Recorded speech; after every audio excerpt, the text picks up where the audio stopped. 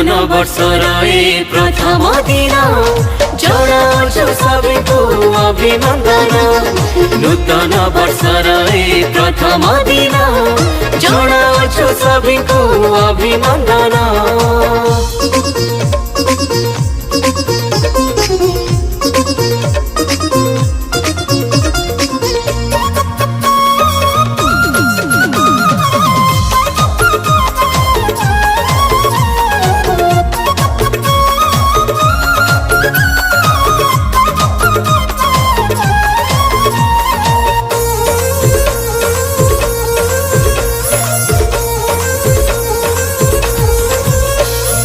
हसरे खुशी रे कटि जाऊ दिन जीवन हेउ सरस।